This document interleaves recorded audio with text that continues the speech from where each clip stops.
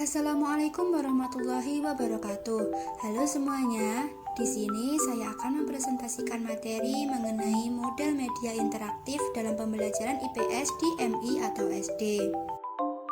Sebelumnya, perkenalkan nama saya Winjayanti Melda Pratiwi dengan NIM akhir 3219 dari kelas PGMI 5D.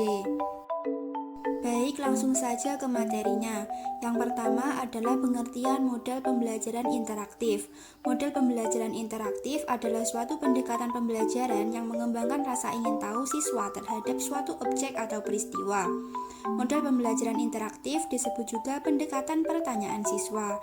Dengan kata lain, guru menggali pertanyaan mengenai materi pembelajaran, kemudian siswa mencari jawabannya. Jawaban atas pertanyaan siswa dijawab sendiri oleh siswa. Perlu diperhatikan untuk menjawab pertanyaan tersebut memerlukan proses, yaitu proses pencarian informasi. Artinya bukan pertanyaan yang segera dijawab oleh siswa. Sedangkan pengertian dari multimedia pembelajaran interaktif atau MPI merupakan suatu aplikasi komputer yang berisi kombinasi teks, gambar, grafik, suara, video, animasi, simulasi secara terpadu dan sinergis untuk mencapai tujuan pembelajaran tertentu di mana pengguna dapat mengontrol dan berinteraksi secara dinamis. Selanjutnya adalah faktor dalam kegiatan pembelajaran. Yang pertama, faktor minat dan perhatian.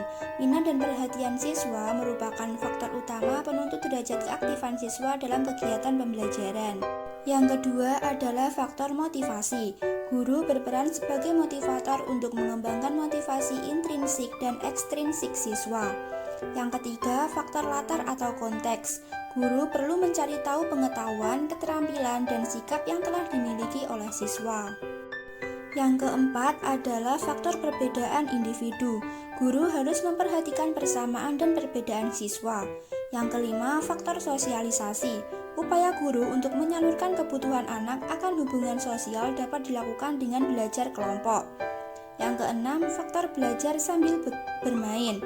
Bermain di sini lebih dimaksudkan pada kegiatan pembelajaran yang berlangsung dalam suasana yang menyenangkan.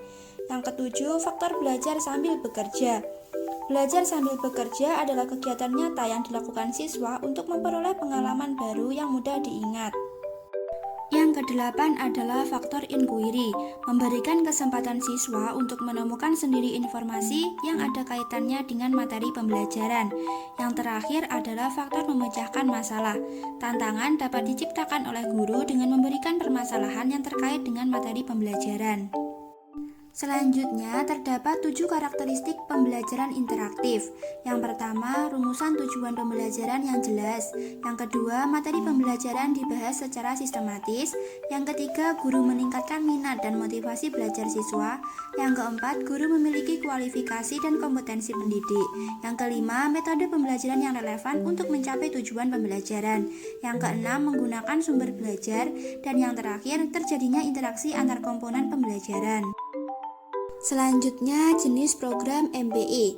Yang pertama, multimedia tutorial, yaitu untuk memberikan informasi dan arahan kepada pengguna.